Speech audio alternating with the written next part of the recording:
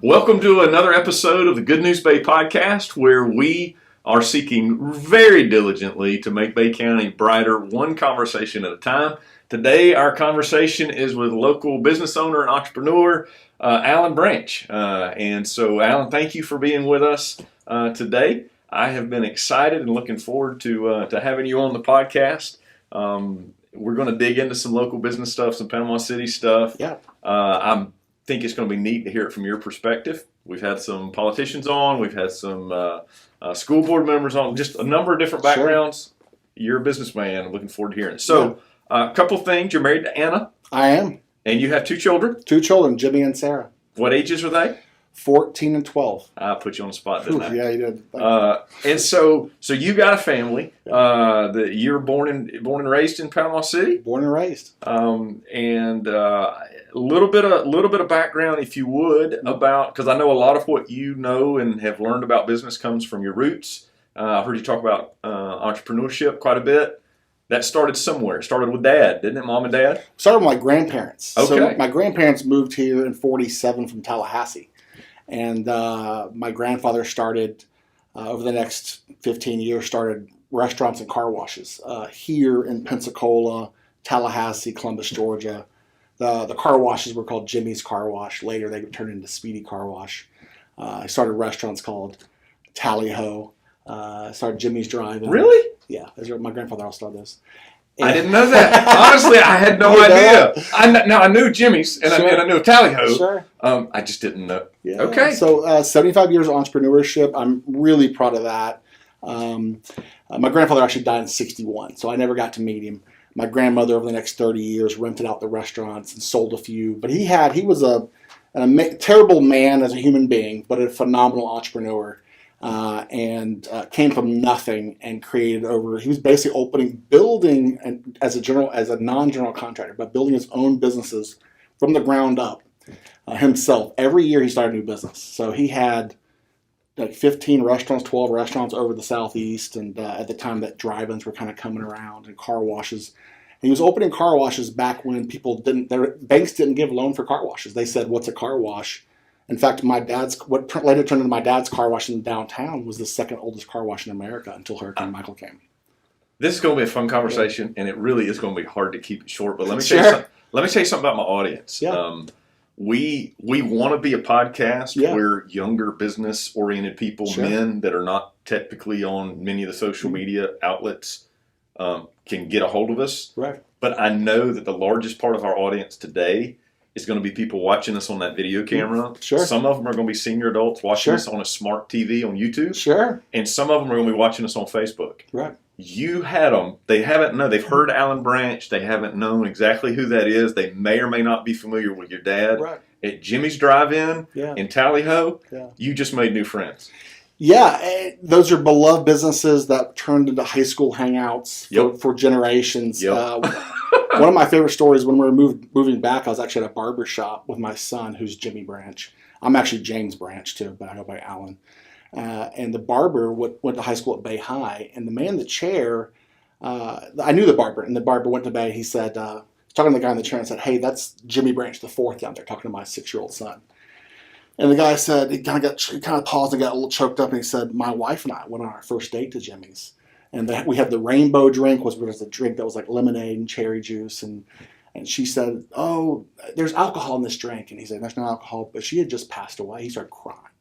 And so you don't really, these little things, like, you don't realize how important little restaurants are and things to our community, because it's the stories of the community. So I'm really, as you can tell, I'm really proud of my. And rightly so. I didn't mean to interrupt. That's a nugget, man. That's cool. Yeah. So let's see. I grew up with entrepreneurial parents. My parents took over the car washes in like '85 after being school teachers, and my uncle took the restaurants, Jimmy and Tally Ho, and ran those. And so I grew up at the car washes. I grew up at the restaurants. Grew up. My family doesn't at the dinner table. We don't talk about politics. We talk about business. So we part of my training is in how children learn. Like my doctorate was relative to how they learn faith and how to help parents with that. Sure. What I learned is that in that whole research piece is that children the most powerful teaching tool is what we model for them. Sure. It's not structured teaching. It's not even teachable moments. What you are literally saying that I've picked up on already is you had entrepreneurship modeled for you. Oh, yeah. And literally probably learned and asked questions and heard stories, because you strike me as a guy that likes to hear stories. I love stories, yeah. And so this has been modeled for you now for generations. Right. That's just cool. Yeah, I grew up, and we kind of touched on it, which was these businesses, these car washes and restaurants that the community does adore. The privilege I had, what people don't realize about the way I grew up is when you have a family who has beloved businesses, my whole life I would be going and meeting. Say I went to Bay High and I'd bump into a new teacher.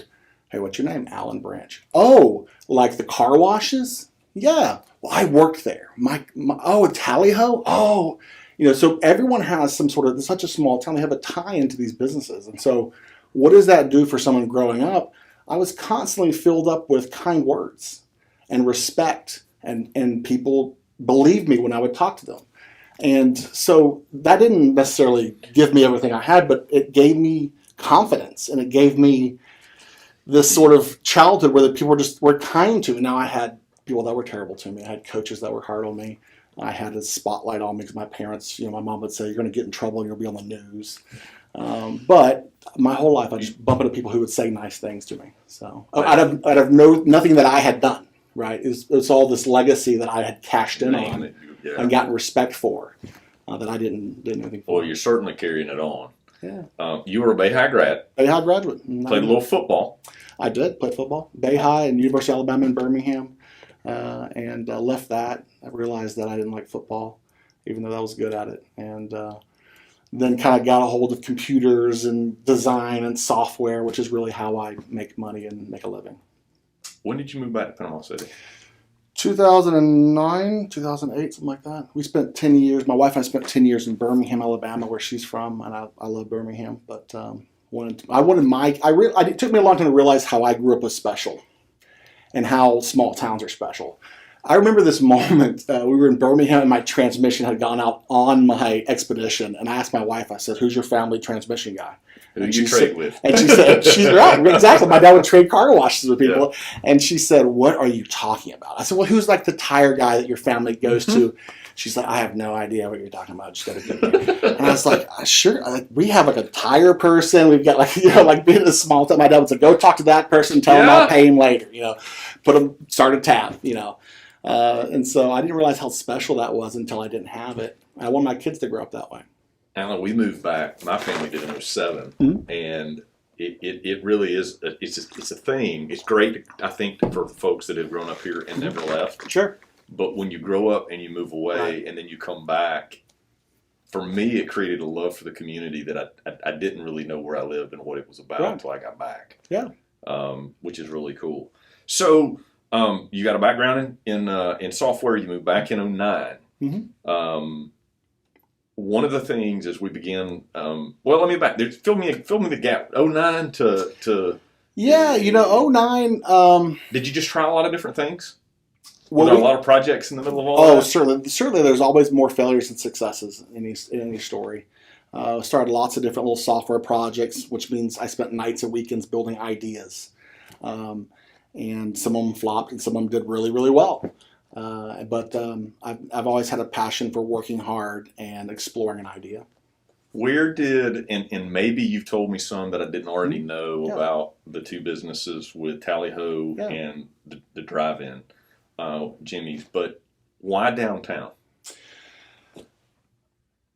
Why downtown? So when you look at communities, the historic districts are the origin story of where they got started. And when you start buying buildings, or when you start understanding that, you start realizing like downtown was the whole city. Like that's where it started. So you have all this story about like this building was this, and then it was this, and then it's interesting to think about how maybe in 20 years someone will be like, and then this guy named Allan bought it, and then he went completely broke, and then someone else bought the building. But you become part of this story, and nostalgia is this really powerful emotion that people have. And every vibrant community has a really great historic district. it's like it's like the soul of the company. Most towns look the same. Most of them are like strip mall, nail store, nail salon, tire store, Chick-fil-A, dry cleaner.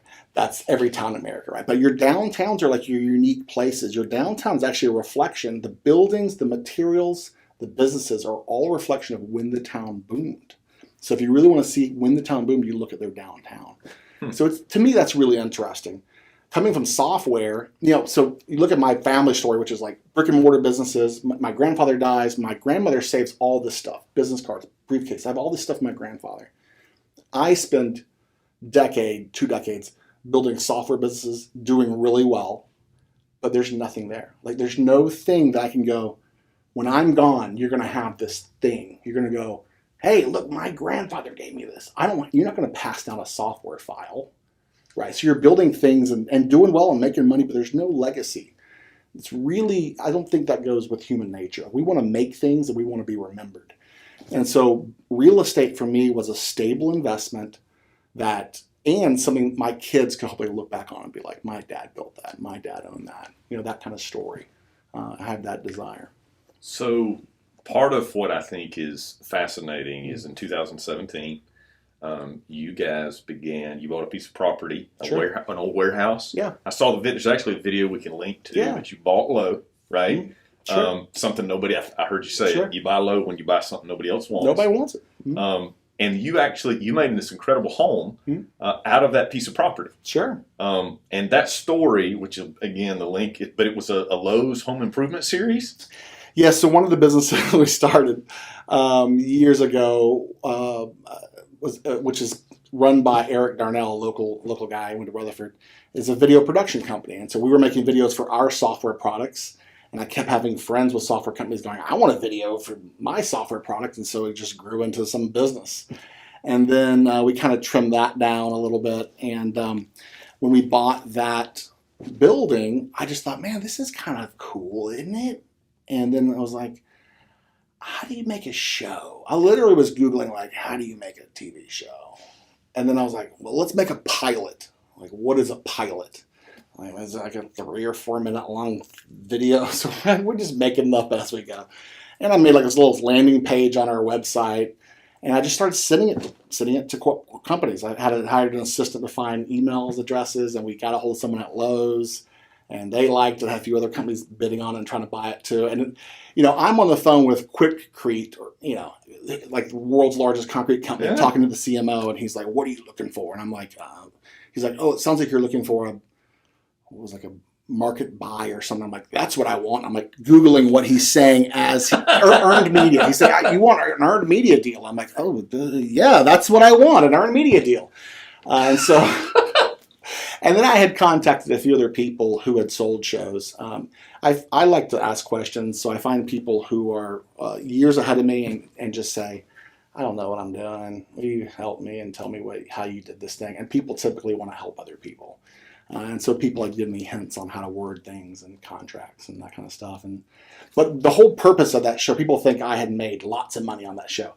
I canceled a $2 million software project with a client to do a little tiny home renovation video project. It did not make sense money-wise. Right. This was merely trying something new. What is this? And I want my kids I have incredible home videos now. You've documented the process. So it was an experience for my kids that you can't replicate. And that's really what it was. You did that you started that in 2017.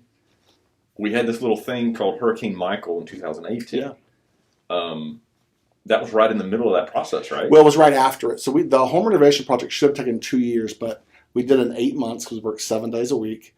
And we actually had deals lined up with Duluth Trading Company. Columbia was one of our wardrobe sponsors. It was a massive project that I will never want to do again. But and then we got finished, and then Hurricane Michael came. So it's been like just Did you have a bunch of damage and stuff to fix after that? We did. We actually all the roofs downtown old roofs have tar and pebbles. Yeah. And so as those roofs are coming off, we're just getting like shrapnelled. So all our windows had chip marks in it, and the solar panels we had on our roof just took the roof off with it. And but it wasn't as bad as a lot of people, right. Mainly because there's no trees around us. So it was an interesting few hours, wasn't it? It was. I think everyone who stayed had a moment where they were like, this was a bad idea to stay. You're right. You're right. It was a very emotional moment where you recognize I remember Anna, my wife was like, I'm going to go to the bathroom with the kids. I was like, that drywall is not going to save you. That was an interesting few hours. So adversity, even since then, I mean, it's just so many of us have had to find a way, sure, and create a way. And there's so much, in my view, that is, it goes alongside of business ownership. If I were to point out just a real live example, I've watched local businesses lately. Like if you, it was a long time before we had a place where you could get a hamburger, right? Whataburger was one of the. I love Whataburger. People that know me know that. And so I've watched them in this process. They were one of the first, and I don't know anybody over there other than the people, all the staff that know me. Sure, sponsored by Whataburger. Yeah. Well, but like they had to figure out how to get burgers going, and they were one of the first that did. But then they've had to figure out, after they figured that out, then they had to figure out the pandemic stuff. And how do you make it work when you don't have staff? And then there's a water boil notice. And they got to figure out how you do business without all that. Because you got to do it. And some people are happy, some people aren't. DoorDash was in the middle of all this. Their apps are coming online. This is what businesses do. They troubleshoot. They figure out, how do you make 2 drive-through lines? You've had to figure out all that stuff in business through the hurricane, right? Yeah. Or before and then since. But when we talk about rebuilding downtown, all of this is part of that story. And what makes you a shining example to some extent is you've kept a positive attitude, it seems, and maybe not every day, but there's some pieces to this where you've made different parties work together. Maybe some days they like it, some days they don't. But you figure out how to bring some things together to make it work. That's what entrepreneurship is. Right. Now you've done that. You've done that in part with some other partners, with some other projects downtown. Right. Is it fair to say that the hurricane, despite all the pain it brought, none of us would have chosen it, it's created some unique opportunities to rebuild, recreate, restore some things downtown. Yeah. Can you talk a little bit about some of the good things that have come because of what we've seen with the hurricane, like the Sapp House, for instance? Yeah, well, so entrepreneurship is like life in general. Like we're just making it up as we go, right? We have a guiding North Star of how we make some of our decisions, but most of the time you're just making it up as you go. Wait a minute, can we do that? Yeah, I'm just making this up. Aren't you supposed to have like a 15-year plan? I mean, certainly you have like a general direction you want to work towards, but day to day, and you learn how to make decisions better. You go, I messed that up. I'm never doing that again. And that's really how I learn. But. So I'm poking at you a little bit because I think the leadership pieces matter. I told our church family at the beginning of the year, because we've restarted church like 3 times now, and every time you redo that, things have to be different based on the kind of the landscape that literally changed. Sure. And so I gave them this term, flex agility. It wasn't original with me. I found it online doing it. But it's more than just being flexible. It's being flexible like in real time. Right. And so what you're talking about is making it up as you go. You have to in business sometimes. Absolutely. Business is problem solving, and problem solving you don't typically know the answer to. And you have to be comfortable with being uncomfortable mentally. You ask a lot of questions. A lot of questions. And then a lot of times, if you have a really smart staff or people around you, you are presenting ways to solve the problem and going, what do you guys think? And they'll often either decide for you or with you, or they'll go along with your idea because they've been heard. You strike me as a really bright guy, and brightness matters, right? It's important. And I don't know that on the first day of school is the day to say this, because we're recording this like the opening day of school in Bay County. But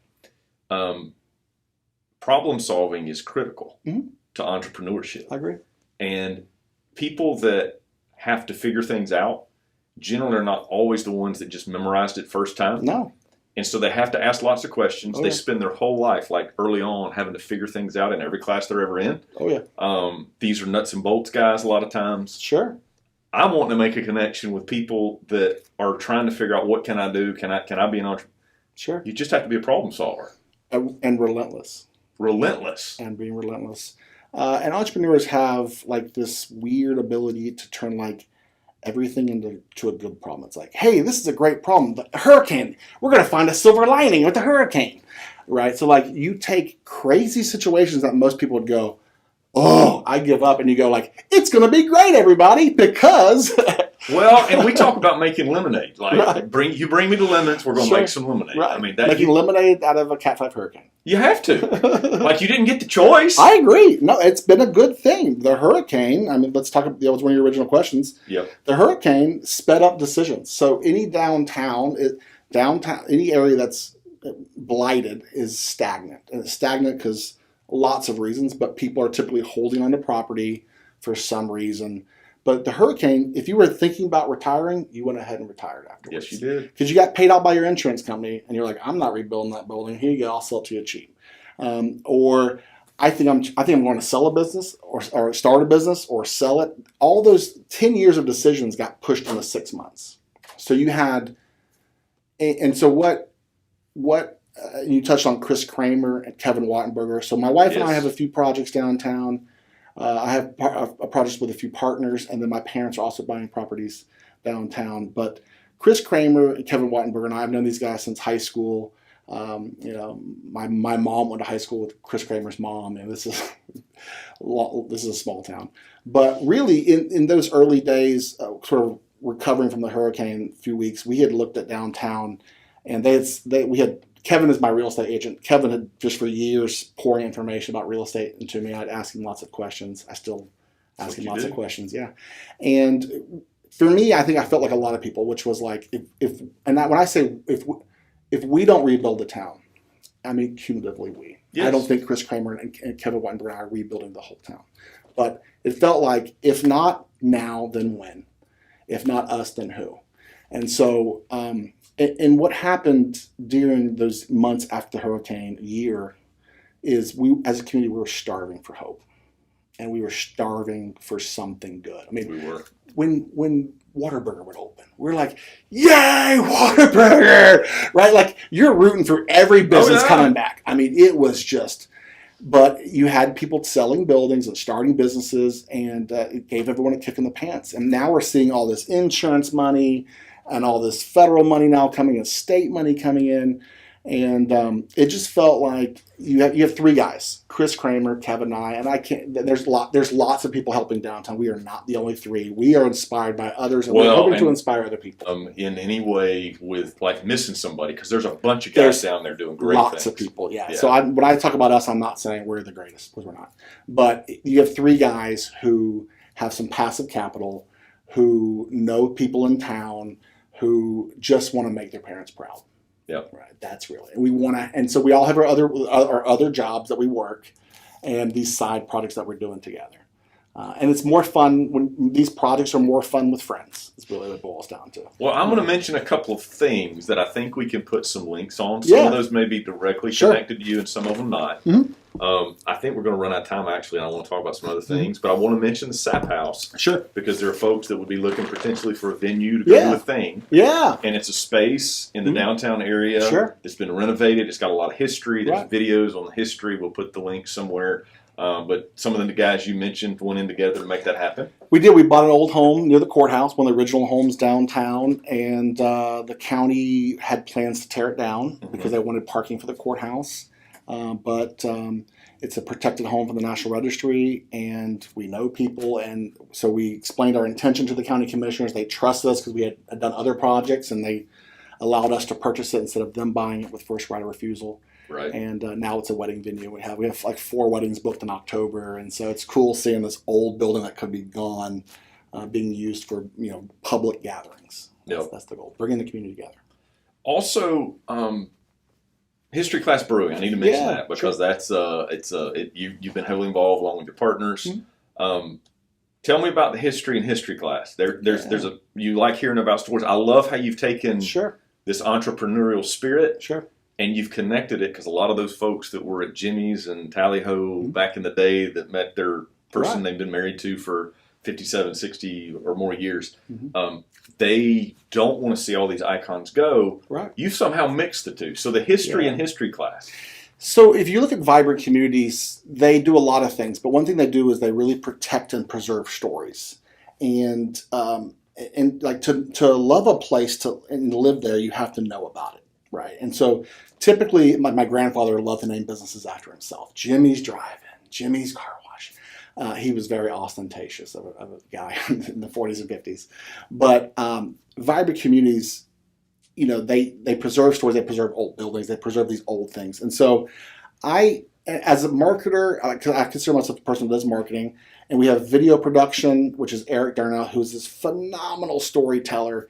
I wanted to give him the ability to tell stories. And as someone who, we make beer in history class, I don't make the beer. As a marketer, it would be really boring to just talk about beer for the next 25 years. It's way more fun to talk about the community and people in it and the stories. And all these street names and school names came from people who poured themselves into the town. These aren't just you don't get a stadium named after you or a street for being selfish and a jerk. You get it for doing something extraordinary for the community for decades. Right. And you get forgotten. Like the Hathaway Bridge. There's all these names of people that we don't know. And it's very common in cities. And so history class gives us the ability to tell stories and help the Bay County Historic Society. And really, History Class Brewing Company is a mechanism we gave away $25,000 in the past year and a half to nonprofits. We put a ton of money into video production, preserving stories and documenting stories. And it's across the street from my house too. So I've never gotten to personally go see the history. Sure. And it wouldn't be a shock. I'm not a beer guy. Sure. But I read online y'all have homemade sodas. We do. And that's kids like those. They do. Kids like I might want mine in a bigger glass. Sure. Not sure. The plastic cup. Sure. But the history is there. Some of these stories, some of these pictures, you've collected some stuff. Right. Talking about the menu, I didn't want to build a place. We didn't. Tim Whaler's my partner in the brewery. He's our brewer. We don't want to build a place where people don't feel welcome. So if you don't drink beer, it doesn't matter. We have sodas and water. We've got food. Some people don't even drink beer. We've got wine if you drink wine. Special, great, vibrant towns have third places, and we talked about that. So breweries are often third places. Like your home is your first place, your work is your second, your third place is your gym or your church, or your yacht club, your park. It's where you go to gather. So breweries have that ability. So the purpose of building the brewery was a gathering place downtown where people could bump into each other. And so if we want to be exclusive, you can't just be like, we only do beer. So if you don't drink beer, that's totally cool. Come in and have a soda. You don't have to buy anything. Just come in and walk around.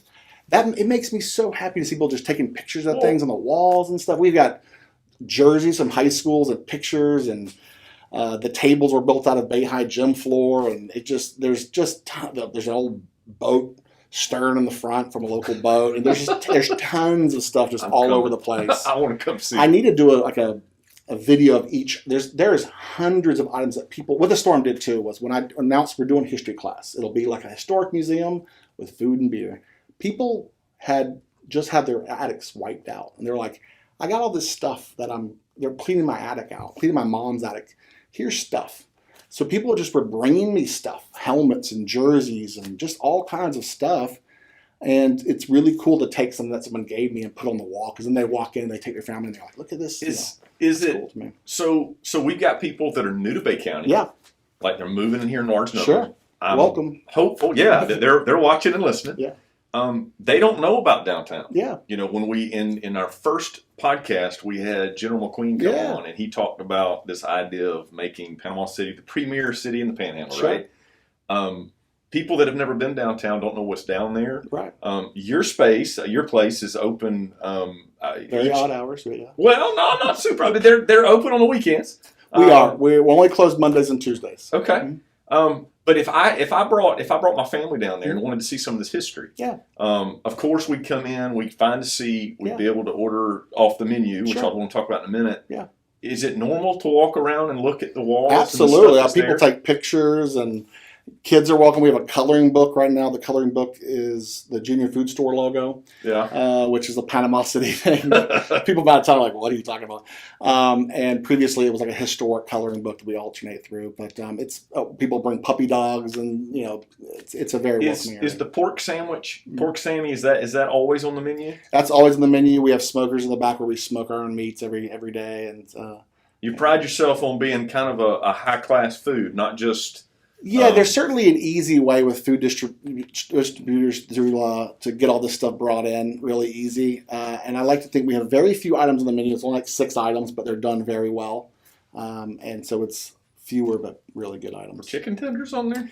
Chicken tenders, we hand bread the chicken tenders, hand cut them. Most people are getting those from Cisco or Cheney Brothers, and they just throw them in a fryer. But we bread ours and we marinate ours, and it's quite a production. Chicken tenders, We and do French fries. deviled eggs on Wednesdays. I saw pictures of those. Those look fascinating. They are. They're I mean, I know what the old potluck deviled eggs look like. But they're all the same. This almost looked like the different ways that you can get, like oysters come with all kind of different toppings on them. Sure. These deviled eggs looked impressive, but those are only what day? Only on Wednesdays. All right. Yeah. Are y'all open all day on Wednesdays? No, we're only open, most days we open at 4, we close at 10, except for Saturday and Sunday. And all that information, if they go to the Facebook page, which we'll put in the comments. Yeah. But if you are new to Bay County, let me tell you, Bay County, if you don't know, has an amazing history of through World War II creating Liberty ships, through the Civil War with salt production. There were Nazi U-boats outside of our bay. There's a gun turret. You know, they were building Liberty ships in our bay at the port, and there's a gun turret at the pass to keep Nazi U-boats out of our bay. We have an incredible history with the Native Americans. We have the first, there was no black beaches during segregation in all of, we're the first black beach in all of the whole state. So we've been progressive. It's really, we have some amazing stories in this town. Do you have any pictures or memorabilia of those days at the port? Oh yeah, we have an oar from a Liberty ship. The reason I ask you that's I've never been able to get information about it, but when my daddy was a little boy, that means my grandfather, he helped build ships at the port. Oh yeah. And in the Drummond Park area, I think before the college was built. Oh yeah. It's where they lived across from the port. Oh yeah, that was all ship. I grew up on Palmetto Avenue, which is like 3 streets over from the port. Are there pictures of any of that? Oh yeah, we have a ton of stuff on Liberty ships. Liberty ships were credited with helping us win World War II. All right. Yeah, we have a fascinating history in this town. I'm coming. So a couple of other things beyond, because you do that mostly for fun. I mean, it's really neat what you've done. It's created a new environment. Mm-hmm. We've talked about these 171 new businesses since the hurricane in the Panama City area. You're pro Panama City, pro Bay County. Bay County, yeah. And in light of that, if they're new to the area, if you weren't going to go down there to history class, where would you go? What would you go down there to do? I mean, like escape manners down there? Yeah, you have an escape room. You've got a glass blowing studio where you can watch them blow live glass right there. Of course, you got history class. You've got a ton of women's boutiques down there. You've got antique malls. You've got the Bay County Historic Museum. You've got the Martin Theater. Is it back open it's again? Not back open yet. They're redoing it. You've got an Irish pub called House of Henry. You've got an incredible Mexican restaurant called Maddie's La Casita. Maddie's. It's changing. Yeah, it used to be Friday nights 4 years ago. Downtown was a ghost town, and now you can't hardly find a parking spot. So there's a songwriters festival coming up, right? It is, yeah. In like November-ish. Mm-hmm. Also, the St. Andrews side of things. Yeah, that's developed quite a bit. Yeah. There are a number of restaurants down there. Absolutely, yeah. Are there any places down there that is it okay for me to put you on the spot? Oh yeah, I grew up in St. Andrews. I love St. Andrews. Yeah. There's I'm missing. There's a couple of pizzerias down. You do. You have you have Copper Tap. You've got Los Angelitos. You've got Sunjammers. Yeah. You've got Slice House. They do a market down there. They do a market. We both have downtown and St. Andrews both have farmers markets, and on Saturday mornings, and they're both huge. In fact, we actually will travel. My wife and I will go to Greenville, South Carolina, because our farmers market is so big. So farmers markets are like an economic driver.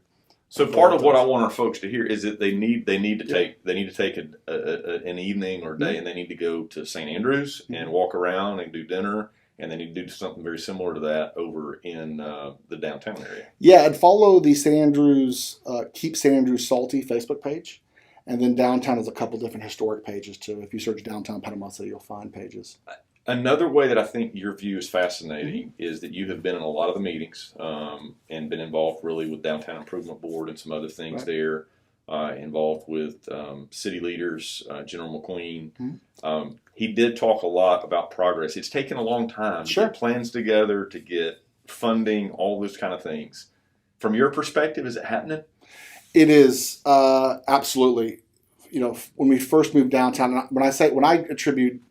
make references to when we moved downtown. I'm not claiming that it's my success. Let me just start there. But I would say 4 years ago when we first started buying properties, the general attitude of downtown was you couldn't find a tenant. And it was the cheapest rent in all of Bay County. And the only reason why businesses were downtown at that moment, it felt like, and what people said is because the rent is cheap. And now you have people who are fighting to be downtown because they feel like downtown and St. Andrews will bring them closer to success. Yep. And that's been really interesting to see. So I was buying buildings for $10 a square foot. I mean, I'm not sure I can completely communicate what I feel and what I'm about to say, but it looks like to me, I mentioned to you before we went on air that, I'm a Lynn Haven guy. Mm-hmm. I grew up in the Forest Park area, R.L. Turner Ball, Sure. all that. So I didn't go downtown a lot. And some of what you've explained, like if we talk about the Grace District, and there's some really unique cultural things down there that are happening. I'm having to learn all that, and I'm enjoying that cultural piece. But I don't know that there's always been the kind of desire, and I think there is now in a way that there hasn't been before. Maybe it's because of the hurricane. Maybe it's because of the new generation coming up. We all want all of Bay County to succeed. Right. You and I have never really gotten to sit and have a conversation, but I'm already making a connection because, one, the entrepreneurial spirit, I like this little term, spiritual entrepreneurship, because we've had to figure out how to make it work.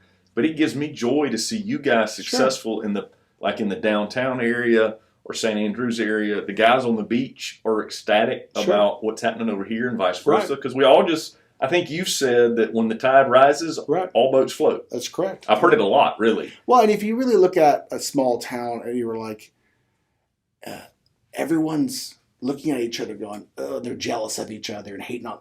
Is that really, do you think that's the foundation of a nice community? No, it's not. And so bickering and resentment and envy are not really foundationally good emotions to create a community around.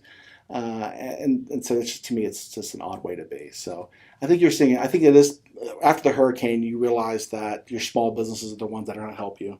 And you're finding locals are now even more relentlessly supporting local businesses, which is really special. As much as we all love Whataburger, a town of Whataburgers there's not much soul in a Whataburger filled town. And so I think you're seeing a little bit of all of that kind of coming together.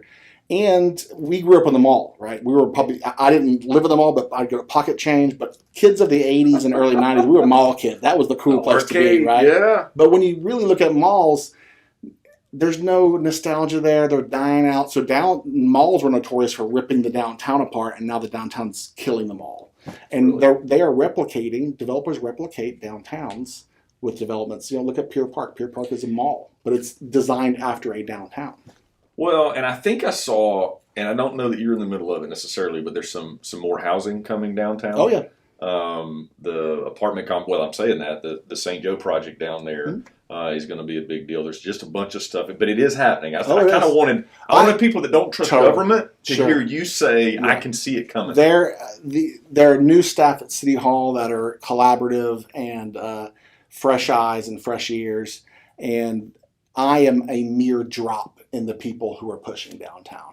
I want to make sure that's really clear, that I'm, if 5% of the projects that I've been talking about happen, it's going to be, downtown is going to be phenomenal. So it's a real exciting time. The hurricane will be looked at like a good thing in 10 years. Kind of what you mentioned earlier is that so much has happened so quickly because of that crisis. And we've learned, whether it is a hurricane or a pandemic, crisis accelerates change. Sure. It's hard to swallow it when it's changing that fast. Some of us don't like it. In fact, a lot of us don't like it to some extent because it creates discomfort. Right. But that has caused us to pedal fast, to be flex agile, right? To be entrepreneurs. Right. And things are getting better, and they're getting better quickly. If you were looking for the easy road in life, Bay County was not the place to be. It was the time to move and retire. But what is that? It attracts people who want to hustle and work hard and figure things out and collaborate. The people who are tired, non-collaborative, nasty, they're looking for an easy road, they're gone or they retired. Yep. And now it's people here who are ready to put the work in. Yep, for sure. So one of the things that I think is noteworthy, we'll link it on again in the comments, but you were chosen by the governor's office Yeah. to be at a press conference. Sure. They had, I think in the conference he says he never comes with empty hands. Sure. And it's true. About It's once true. a month at least, Right. they come to town Yeah. providing money. I think like I do, some people could make it super political one way or the other. Sure. The fact is, in a pro-Bay County mode, Mm-hmm. we had, at a time that I think you would agree that often Northwest Florida gets overlooked Sure. with state funding. Right. There has been a commitment from the governor and the governor's wife Oh, yeah. relative to a whole host of issues. But some of those have impacted what you're doing. Mm-hmm. I don't even know that I've got the exact right title, but I think it was what is the dollar figure that they were bringing to Bay County? Well, it was $19 million? as a whole, it was like 56 million, but then Bay County, I think, was like 21 or something. Then downtown's getting 12 of that or something like that. And it's a program that puts dollars into the Main Street areas. Right. Obviously, you've invested Right. as a family all the way back, generations, but since 2009, you've been back. Mm-hmm. And so you got to come on and Right. actually talk about the implications of those dollars. Sure. Can you talk about that just for a second if they Yeah. don't go and look at the video? I mean, Sure. it was a privilege, I know, but... Absolute honor. And we saw you in a sports coat. And People don't get to see that very I often. normally wear clothes with holes in it because I'm always working on something or doing something. But I put a sports coat on, and I was asked to speak. But quite a privilege. Drugged my kids there. Yeah. And made them watch that. But the money was appropriated for historic districts. So I was asked to speak about the significance of historic districts within a community, and I'm not getting any of the money, and so I couldn't talk about there's city projects happening. There are some personal projects that are getting funded for people, but it was an exciting day. Really exciting to speak in front of the governor and that kind of stuff. But it's good certainly news for Bay racked my County, nerves. right? Certainly not something I enjoy doing because, You you're don't like being in the spotlight. no, I don't like public speaking and sports coats, so it was like double bad. But after looking back, it was like that is kind of cool. But you would advocate those dollars coming to our community are a big deal. Huge. DeSantis, even his wife had been spearheading mental health of the children, Right. giving them counselors in school because they realized how bad it was after the storm for everybody, Yep. and especially for the kids. And that's huge. Having a first lady or first governor lady, spearheading that. But he has been a relentlessly helping us. And I don't remember a governor coming into town this much growing up. I don't either. Maybe I wasn't aware, but Knowing how many people have experienced how difficult it's been, it's just nice to hear finally, because for so long we were hearing from Congress and others like we've been forgotten. We've been forgotten. We are not being forgotten at this point. not the state level. No, we're not. And another thing, and I know you like to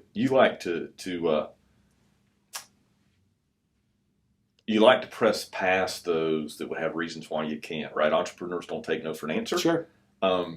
And those that have been through so much sometimes are like, man, we're never going to get our way out of this. Right. Taxes are going to be too high. Sure. I heard even General McQueen was talking about how old the plumbing is down in the downtown area. Oh, yeah. And because I keep getting asked when I say, wait, what would you like for me to ask these people? They're like, ask about infrastructure. Ask about infrastructure. Well, I know the dollars are coming. Right. You're seeing, you can give witness to the fact that some of this stuff is getting corrected. Oh, yeah. Because of the storm, but because of dollars that are coming in, government dollars. Mm-hmm. And because of new people moving here, right? The reality is the storm saved us. That's the reality. That's good for news. 40 years, we didn't invest in our infrastructure. We did, as at least Panama City saved a lot of money. They had a higher reserve than most cities have and are required to have. Florida requires you to have a certain reserve amount in your municipal accounts. But our infrastructure was falling apart because it's never fun as a politician to say, hey, I'm going to raise taxes to pay for certain sewer lines. We don't like hearing that. Right, we don't. No. And so the hurricane did mess up a lot of our sewer lines, but a lot of them were 80 years old. They should have been replaced long ago. And so what that did was it gave us the ability to borrow money, interest really low, free money to repair infrastructure that we would have never been able to afford. We're talking about hundreds of millions of dollars in just Panama City, right? 33,000 people. We would have never been able to afford that. And so the storm gave us opportunities that it saved us. Well, and I think you did. You said that what you're working on is a drop in the bucket compared to what's been talked about, what is actually happening. Oh, yeah. And so for anybody that has been kind of naysayers, like, oh, the general's out there talking about what we're going to do, that'll never happen. They've been talking about it for years. These are different times. They are. It is happening. It is, and I think most people. I always encourage people to watch county and city meetings, wherever you live. They're all on Facebook or YouTube now. They are. And these local politicians are your neighbors. And you can email them and call them. Their numbers are available, and they will talk to you. And once it's easy to be skeptical from the outside when you're ignorant, but once you start attending the meetings and asking people questions, you start going, oh, I know that person down there. They're really nice, and they're not a crook. And right. Like you talk to McQueen, and you believe him because he's a good and honest man. And if he says things are good, things are coming, I'm like, yeah, I believe it because I believe the guy. I loved your post. We're going to put a link on that too. I loved your post. That has, you say you're going to post every year, but it's a picture of him in work boots. Oh yeah. Shortly after the storm. Oh yeah. And he didn't take that role just to be a figurehead. He did not. He is a special human being, and I realized who he reminded me of. In college, I had a quarterback coach named Pat Sullivan, who was the Heisman Trophy winner at Auburn.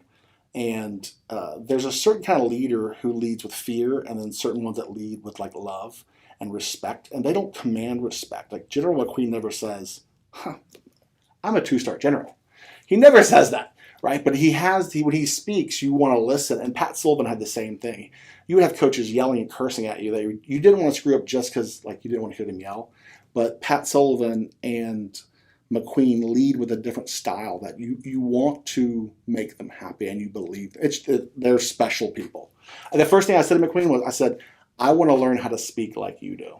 Because the way I'm a bumbling idiot. And he's like this elegant, precise, and when he speaks, you want to listen. And there's a reason. You don't just accidentally become a 2-star general. I'm pretty sure of that. No, you don't. I'm changing gears a little bit, trying to make it...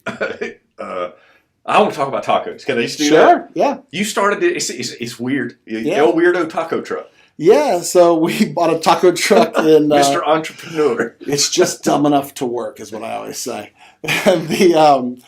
The taco truck is really a proof of concept. We're gonna start construction of the actual full brewery. It's gonna be 2 blocks from history class called El Weirdo, and it'll be tacos and beer and other things.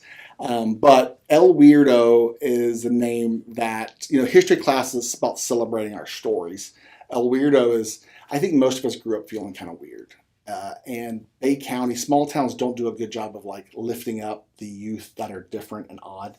They kind of celebrate the ordinary, I think. And your artistic kids and your theater majors and all the above, they need to be celebrated more. Football players, got celebrated way too much. Right. And what happens is that you have a town who celebrates football and all your community theater people leave. And I want to have a mechanism, a business that's a flywheel to celebrate those people, tell those stories. Because I certainly felt weird growing up. Does that connect some, as you describe that, to the premise behind the Grace District and the record store? We have some teenagers that had gone to the record shop down there. Is it Prodigal Records? You hadn't opened yet, though. Oh. Yeah. Well, they got something going on there. Yeah. Well, there is another shop that sells records. They probably run a Main Street Antiques. It has a large record collection, yeah. But does I chased a squirrel, but does all of the music piece that you're describing, you got the Fine Arts Center, right. Isn't there a desire to create a musical hub? There is. You look at a common story revitalizing towns is the artists save the town. Yep. And the bad story, when those stories go bad, is when the artists come in to save the town for the landlords. And then the landlords price them out. And so you have to be really careful to make sure those special tenants don't get pushed out by your Louis Vuittons and your high-end stores that can pay crazy amounts of rent. Because then you rip the soul out of the town. So your artists, your musicians, your glass blowers, your songwriters, those are the people to celebrate. And that's what I want to do with El Weirdo, is have a mechanism to celebrate those people. For right now, though, it's a food truck and it's behind history class. History class, yeah. Is it open at lunch? It's not. It's open the same time history classes. It'd be nice if it opened at lunch, but we don't. So the hours are the same as history class? Same as history class, yeah. We're just trying to get our recipes down and processes in the kitchen. And so when we open up we start construction next month on it, so it should be open the first of the year, which means May. So we have some of our processes down in the kitchen, so we don't look. Everybody that's done anything with construction knows exactly what you just said. Totally.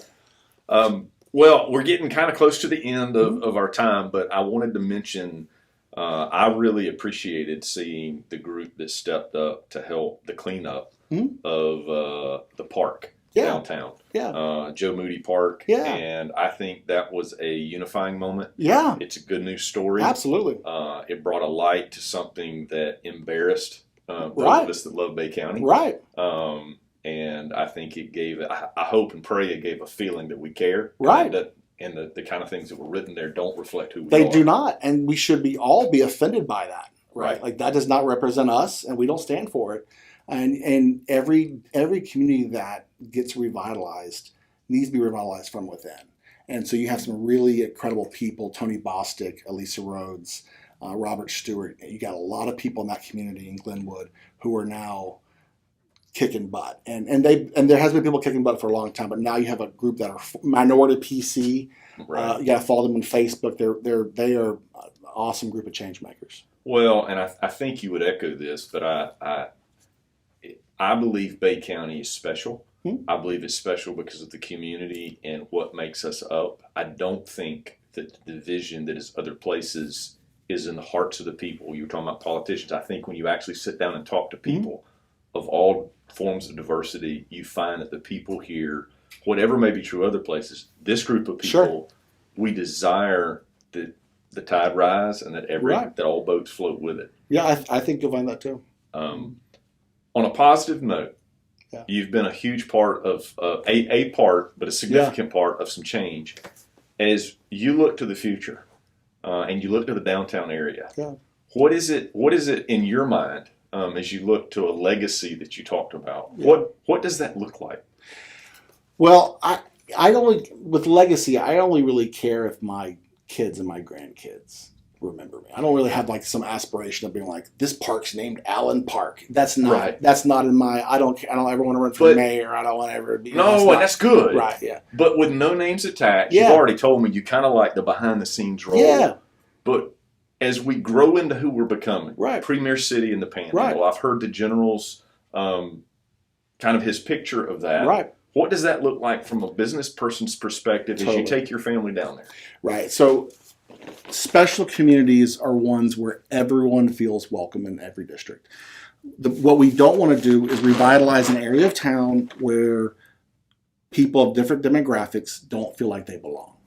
So if we do the revitalization properly, you'll have people of all ages who feel like there are places for them to go that represent them. You know, it won't be all rich old people, rich white old people. It won't be all kids. Having more kids would be awesome. But you want to have a place where everyone feels welcome. And you don't do that by overpricing the rent, having Louis Vuitton stores, you know, which Winter Garden's done. It's just like the rent's too high. No artist can afford it. And so what I want to see for downtown is not just, and really not just 20 people owning the whole place, right? I want to see young people buying buildings. I want to see opportunity for everybody. I want to see new businesses and old businesses, artsy businesses, and I want to see people smiling. Would it be fair to say that you'd love to see a place where when people have ideas and they want to chase their dream and work hard, there's an opportunity for them to do it? Right. Oh, absolutely. I mean, that's all I felt like in life because of the way the life I was given is like, I can do whatever I want. Not break rules, but like I can build things. I never felt like I had to ask for permission to do things of like that I can just go learn and do stuff. And I want that for other people. Downtown should be a place where the community gathers and not just for parades. It needs to be a place for everybody. What's there? I don't really know. I don't like it's a place for everyone. Well, I'm still learning, honestly, even though I'm born and raised in Bay County. I'm still learning the Panama City downtown side of it. Yeah. And I can't wait to go see some of the stuff about the Liberty ships and other things that are part of my history that I haven't gotten to see. Mm-hmm. I applaud what you guys are doing collectively, you and all those that you've kind of become the face for to some extent. Sure. And I can't wait to see who Bay County becomes. I think a couple of things that I love that people need to take away from this is that hard work pays off. Often. You may try and fail more than once. Yeah. especially today, you better learn to be flexible. Mm-hmm. And even though you know which direction you're going, be able to change that plan along the way and make it up as you go along. Right. Right. Which I think is cool. And then be able to take whatever you're handed and see the opportunities that exist within the struggle. I mean, that's just a foundational part of just not being in a fetal position somewhere in a corner and depressed. Is that whatever you're handed, you've got to be able to take it and make an opportunity out of it. I agree. Listen, Allan, thank you so much for sharing your story with us, having this conversation, and I can't wait to come learn some more about history downtown. Come back. Appreciate you, brother. Thank you for listening to our podcast today. If you were encouraged by the good news, we would ask you to subscribe through Apple Podcasts, Spotify, and Google Podcasts, as well as YouTube. If you will subscribe, all new content will come your way. You'll get notified of it, and it'll help us to brighten Bay County. Thanks, guys.